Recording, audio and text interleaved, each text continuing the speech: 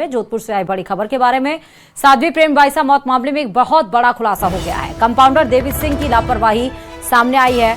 Asthma के बाद साध्वी को कार्डियक अरेस्ट आया। 28 जनवरी को साध्वी प्रेम बाईसा की मौत हुई थी और लगातार ये मौत की गुत्थी अनसुलझी थी।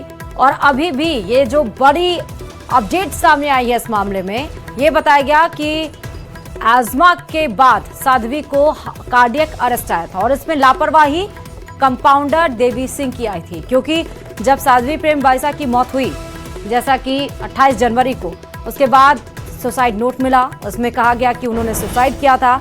लेकिन मामला जैसे ही तूल पकड़ता गया, जैसे ही परते दर परते इसकी खुलती गई, तो कंपाउंडर की लापरवाही सामने आई। बताया गया कि अस्थमा के बाद उन्हें कार्डियक अरेस्ट आया था और इसीलिए उनकी मौत हुई है।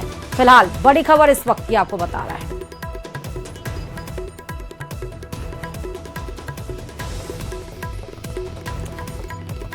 तो साध्वी प्रेम बाईसा, जिनकी मौत 28 जनवरी को हुई थी, उसमें एक बड़ी लापरवाही कंपाउंडर की सामने आई है। बताया गया है कि अस्थमा के बाद साध्वी को कार्डियक अरेस्ट आया। इस वक्त की बड़ी खबर आपको बता रहे हैं 28 जनवरी की, जब साध्वी प्रेम बाईसा की मौत हुई थी, उसके बाद से ही ये मौत की गुत्थी, जिस तरह हमने आपको बताया कि अनसुलझी लग रहा था कि अनसुलझी है, लेकिन धीरे धीरे आप देखिए वो सीधे सामने आ रहा है कि किसकी लापरवाही हुई, जिस वजह से साध्वी प्रेम बाईसा की मौत हुई 28 जनवरी को। कंपाउंडर की लापरवाही इसमें सामने आई है। बताया गया है कि अस्थमा हुआ था उन्हें और उसके बाद से उन्हें कार्डियक अरेस्ट आया। सही समय पर अस्पताल नहीं पहुंचाया गया। जो इंजेक्शन उन्हें लगाया गया था, वो क्यों लगाया गया था और उसके बाद इंजेक्शन लगाने के बाद उन्हें वापस आश्रम कितनी बजे लाया गया, ये सब अब जांच पड़ताल की जाएगी। कार्डियक अरेस्ट की वजह से साध्वी प्रेम बाईसा की मौत का ये मामला सामने आया। फिलहाल अभी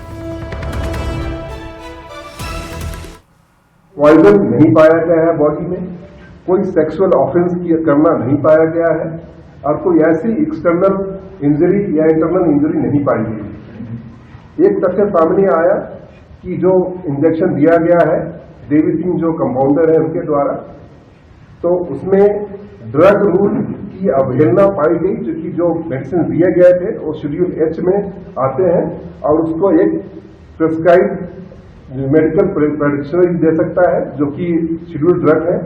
नेशनल मेडिकल कमीशन एक्ट 2019 की भी अवहेलना पाई गई, क्योंकि वो रजिस्टर्ड प्रैक्टिशनर नहीं थे। इसके अलावा national nursing and midwifery commission act 2023 की भी अवहेलना है, क्योंकि ये नर्सिंग का कोर्स कर चुके थे, परंतु इन्होंने जो मेडिसिन एक रजिस्टर्ड डॉक्टर दे सकता है, उन्होंने वो एडमिनिस्टर किया। क्योंकि ये पहले भी उनके यहाँ इलाज के लिए जाते थे, जैसा कि तथ्यों में आया है और नेशन में भी आया है। इनके नॉलेज में था कि किस मेडिकल कंडीशंस में वो गुजर रही हैं। इसके बावजूद भी उन्होंने जो सेट नॉर्म्स हैं उनकी अवहेलना की, तो प्रथम दृष्टया उपेक्षापूर्ण कृत्य करना कंपाउंडर के द्वारा पाया गया है।